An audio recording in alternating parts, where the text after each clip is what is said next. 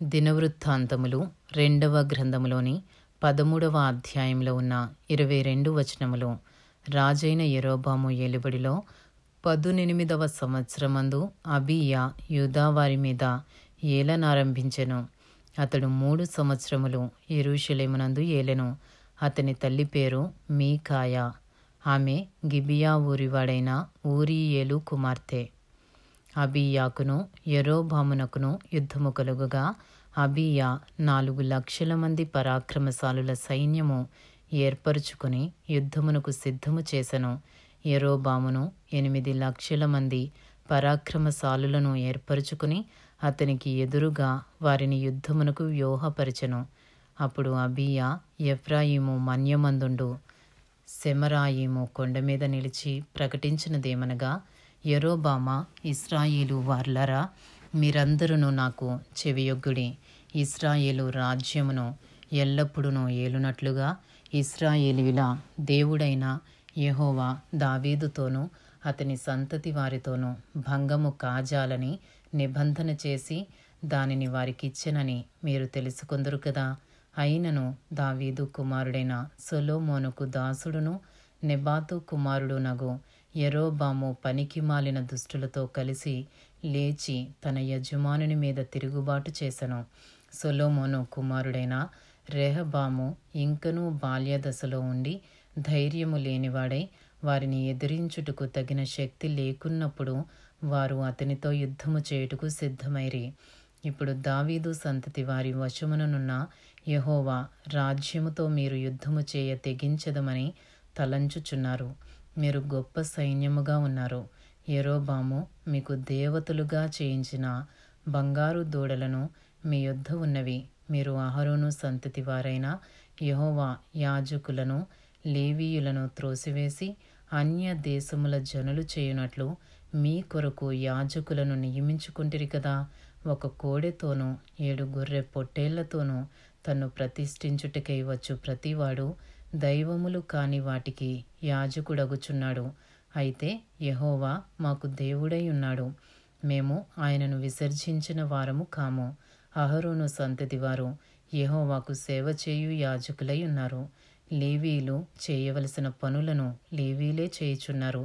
వారు ఉదయాస్తమయముల యందు యెహోవాకు దహన బలులు అర్పించుచు సుగంధ ద్రవ్యములతో ధూపము వేయుచు పవిత్రమైన బల్ల మీద సన్నిధి రొట్టెలు ఉంచుచు బంగారు దీపస్తంభమును ప్రమిదలకు ప్రతి సాయంత్రము ముట్టించుచూ వచ్చుచున్నారు. మేము మా దేవుడైన యెహోవా ఏర్పరిచిన విధిని బట్టి సమస్తము జరిగించుచున్నాము గాని మీరు ఆయనను విసర్జించిన వారైతిరి. ఆలోచించుడి, దేవుడే మాకు తోడై మాకు అధిపతిగా ఉన్నాడు. మీ మీద ఆర్భాటము చేయుటకై బూరలు పట్టుకుని ఊదునట్టి ఆయన యాజకులు మా పక్షమున ఉన్నారు. ఇశ్రాయేలు వారలారా, మీ పితరుల దేవుడైన యెహోవాతో యుద్ధము చేయకుడి, చేసినను మీరు జయముందరు. 2వ దినవృత్తాంతములు 13వ అధ్యాయము 13వ వచనము నుండి. యరొబాము వారి వెనుకటి భాగమందు మాటుగాండ్రను కొందరిని ఉంచి సైన్యము యూదావారికి ముందును మాటుగాండ్రు వారికి వెనుకను ఉండునట్లు చేసెను. యూదావారు తిరిగి చూచి యోధులు తమకు ముందును వెనుకను ఉన్నట్టు తెలుసుకుని యెహోవాకు ప్రార్థన చేసిరి. యాజకులను బూరలు ఊదిరి. అప్పుడు యూదావారు ఆర్భాటించిరి. యూదావారు ఆర్భాటించినప్పుడు యరొబామును ఇశ్రాయేలు వారందరూ అబీయా ఎదుటను యూదావారి ఎదుటను నిలువ లేకుండునట్లు దేవుడు వారిని మొత్తినందున ఇశ్రాయేలు వారు యూదావారి ఎదుట నుండి పారిపోయిరి. దేవుడు వారిని యూదావారి చేతికి అప్పగించినందున అబీయాయును అతని జనులను వారిని ఘోరముగా సంహరించిరి. ఇశ్రాయేలు వారిలో 5 లక్షల మంది పరాక్రమశాలులు హతులైరి. ఈ ప్రకారము ఇశ్రాయేలు వారు ఆ కాలమందు తగ్గింపబడిరి గాని యూదావారు తమ పితరుల దేవుడైన యెహోవాను ఆశ్రయించిన హేతువు చేత జయముందిరి. అబీయా యరొబామును తరిమి బేతేలును దాని గ్రామములను, యోషానాను దాని గ్రామములను, ఎఫ్రోనును దాని గ్రామములను పట్టుకొనెను. రెండవ దినవృత్తాంతములు 13వ అధ్యాయము 20వ వచనము నుండి. అబీయా బ్రతికిన కాలమున యెరోబాము మరలా బలము పొందలేదు. యెహోవా అతని మొత్తినందు చేత అతడు మరణమొందెను. అబీయా వృద్ధి నొందెను. అతడు 14 మంది భార్యలను వివాహము చేసుకుని 22 కుమారులను 14 కుమార్తెలను కనెను.